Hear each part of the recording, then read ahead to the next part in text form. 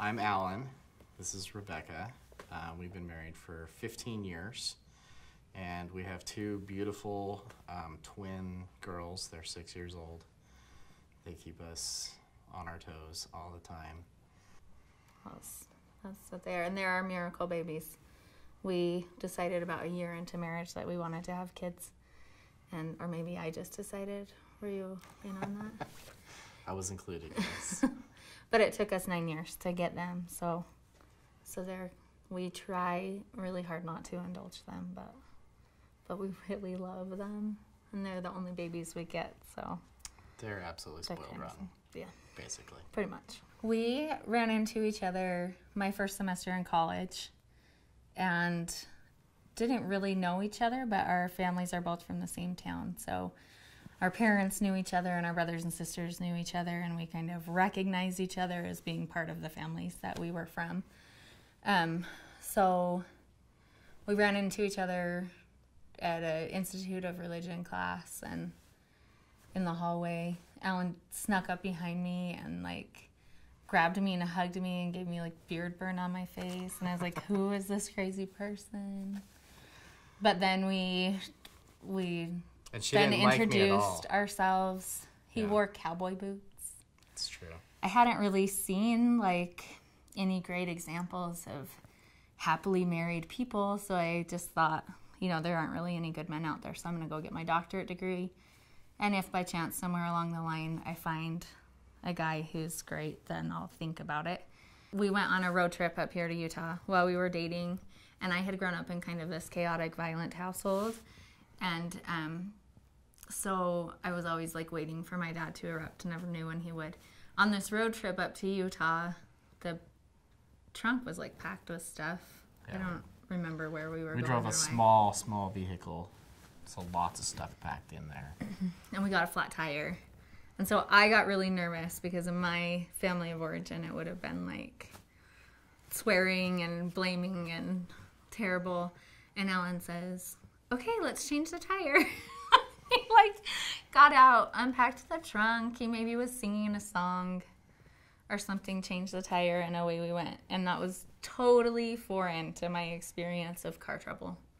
And so I thought, wow, there's something really special It's a about magic this guy moment. who can change a tire without freaking out and having steam come out his ears. Pretty much from about the time that our children were born, and I think this is common to just about anybody who has kids, and if they have twins or multiple children, it's just magnified, right? So life just gets really hard when you add those extra ingredients in it. There's so many more demands on your time.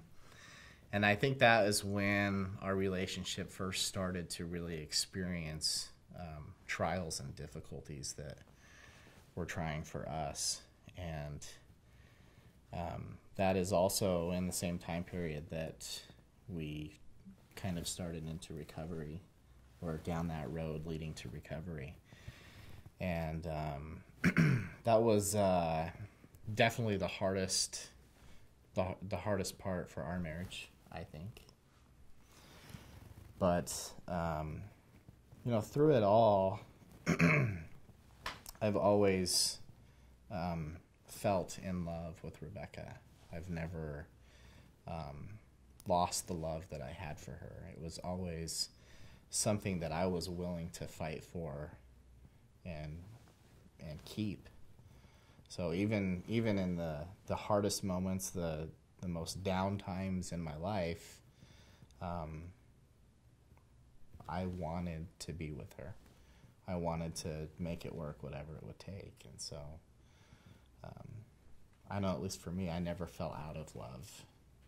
I've learned so much about love, and my whole perspective of what love is has changed. My knowledge that I knew that it didn't matter what we had or what we were doing or where we lived. All we needed was each other, and we could be happy, so we could go live in sub-Saharan Africa. If we had each other, that'd be awesome. But then through this trial, through this hell of discovery of addiction and the shattering of my my idea of what my life was and my dreams, and just the nightmare that is. I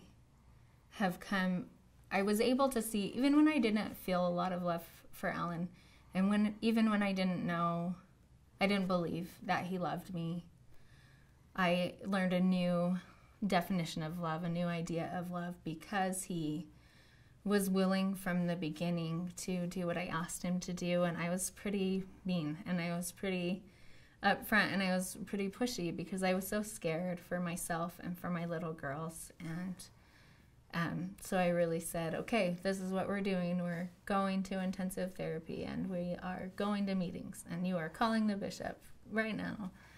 And I just really kind of pushed, but he let me do that, and he was willing to do whatever I asked him to do. And then as he gained some tools through counseling that helped him to stay calm with me and to not be defensive, I could see that it was such an effort for him. And because I could see the effort that he was making, that he had really put his whole heart into recovery, I didn't feel the love coming from me or coming from him, but I could see that just his effort, even to use this script that his counselor gave him, even though it wasn't comforting, the words weren't that comforting, just to see that he was really putting forth the effort, that I could see that he was trying not to be defensive. I could see that he was really trying to listen. And now my definition of love encompasses all of that. It encompasses the effort. Now we're finally at the hard work. I think a lot of couples learn that in the first couple of years of marriage, that marriage is hard work and compromise and sacrifice. And I never had that experience because marriage was fun and awesome and fun and great. We didn't have to sacrifice, it didn't feel like. But now through this, I have learned that peace and how powerful just choosing to be in love, choosing to love your spouse is. You know, I remember sitting in, I think it was Education Week, and this person was talking about the effect that pornography or sexual addiction has on wives specifically when they first find out about it. And she described, she put up on the screen a picture of the Twin Towers with the airplanes hitting the Twin Towers on September 11th. And she was just kind of silent for a minute. It was a big auditorium, and she said, look at that picture and remember how you felt. What does that take you back to? And what did you feel looking at that picture on that, on that day when that happened? And, I think everybody looked at that and they were like, wow, that's, that you strike right to the core of the heart of America, right? Everybody knows what that felt like. And she said, this is what it feels like to the wives when they discover that their spouse has a sexual addiction or pornography problem. And I think for the first time when she said that, I was like, wow, I didn't realize how devastating that is, but I think that comparison is very real. I've seen that, obviously.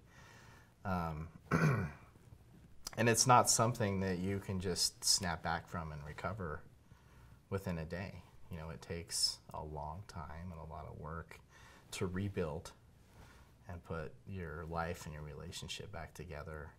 I felt like my whole idea of what my marriage had been, I felt like the whole concept, I had this pride about how great my marriage was, how it was better than everyone else's marriage. And people would complain to me about their spouses, and they'd be like, but you guys are so lucky. You don't even know what I'm talking about because your husband is so great. And he cooks, and he goes to church, and he's home with you, and you spend time together.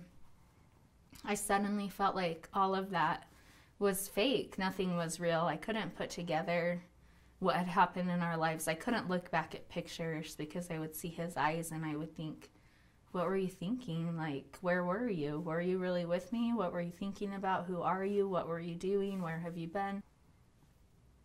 I could not reconcile my past idea of what my life had been and the reality of what had happened. And I tried so hard. I started reading everything I could read about addiction, and I went to see my counselor, and I just was trying so hard to understand what in the world had happened here, and who am I really married to? I thought he was one person. Apparently he's someone else. And I really spiraled and ended up just really severely depressed, and really had like a nervous breakdown about 6 months after I found out about the addiction, because I just got to a point where like everything in our relationship wasn't real anymore, and the future looked so bleak for my little girls, and then I just felt like every man in the world is addicted, and what hope is there for my children? And I don't even want to go to church because all the men there are addicted, and just everything was so bleak that I didn't want to get out of bed. I just didn't want to live anymore. And so it was really, really devastating, really traumatic, and thankfully I had been able to reach out to some people along those 6 months who were able to come and help me through that time and help me to get where I needed to be. And I went to see my doctor and my counselor, and I ended up spending a week at Canyon Ranch in Tucson just doing yoga and meditation and focusing on health and healthy eating and being healthy physically and spiritually and mentally, and discovered acupuncture and like all these different tools that I was able to incorporate into my healing. Healing has been amazing. For the longest time, we refused to talk about the future because we didn't know what the future held. I think I tried to talk to you about the future a couple of times, and you were like, I don't want to talk about the future. I don't want to think about the future. I can only focus right here, right now. And that's really a big part of recovery, is one day at a time. I'm just going to focus on today. I'm not going to worry about the past, and I'm not going to worry about tomorrow. And it takes a while before you can get around to thinking about the future again. But now that we are kind of at that point where happiness has come back in, the future is really bright, because living in recovery is amazing. And I know personally for myself, I feel like I've kind of deshackled myself. That addiction was something that kind of held me back, for sure. I was not who I wanted to be. I was not happy.